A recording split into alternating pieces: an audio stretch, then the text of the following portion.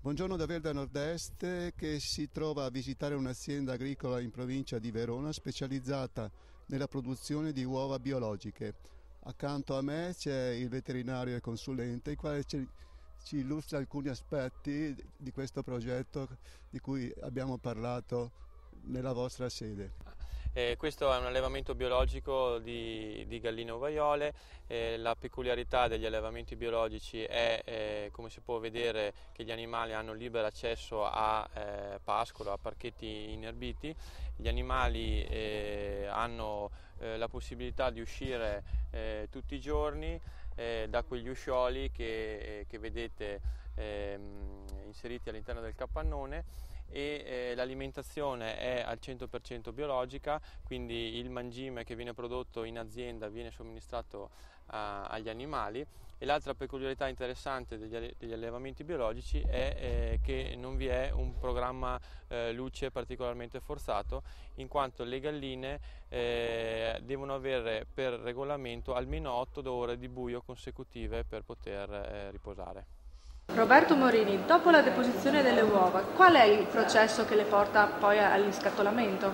Sì, allora il processo è composto da varie fasi, diciamo. Appunto, la raccolta viene fatta giornalmente, appunto dalla raccolta tramite alcuni nastri convogliatori, tutte le uova giungono in questo reparto.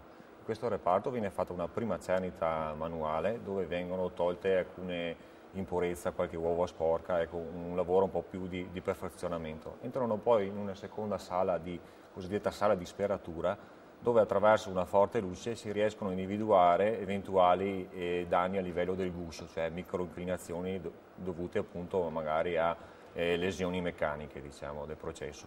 Successivamente, dopo questo procedimento, viene posto il timbro sull'uovo. Il timbro è composto da un codice nel quale viene identificato praticamente l'origine di provenienza dell'uovo. Per esempio noi, se vogliamo qui vedere, il timbro appunto dell'uovo è dato da una serie appunto di numeri. Noi mettiamo bio, 0 per esempio è il codice che identifica la tipologia dell'allevamento, nel nostro caso l'allevamento biologico. IT Italia, 007 è il comune qua di Belfiore, poi segue una serie di numeri che è un'identificazione interna dei vari allevamenti dell'azienda.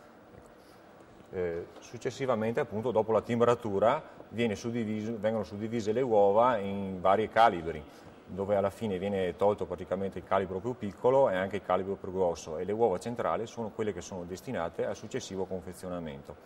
Sì, in questa sede che vengono prodotte qua oltre 12.000 uova, che però vanno aggiunte alle altre circa 70.000 che provengono dagli altri allevamenti che abbiamo qui sparsi nel nostro comune di Verona.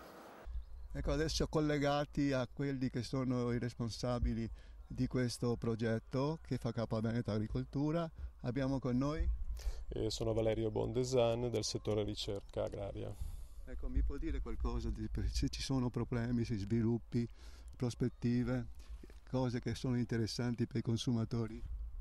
Beh sì, certamente noi abbiamo un progetto sulla zootecnia biologica che è finanziato dalla Regione Veneto, ed in particolare nel campo della produzione delle uova biologiche stiamo sviluppando una indagine su 5 allevamenti per valutare le caratteristiche merceologiche, nutrizionali e anche sensoriali delle uova biologiche. Ecco, c'è qualcosa da sapere per quanto riguarda i consumatori? Ma sì, sicuramente il consumatore deve sapere che in questo tipo di allevamento, quando le galline sono libere di uscire all'aperto sull'erba, di pascolare quotidianamente, anche la qualità delle uova ne viene influenzata in modo positivo. Bene, la ringrazio anche lei, e da qui la linea va allo studio.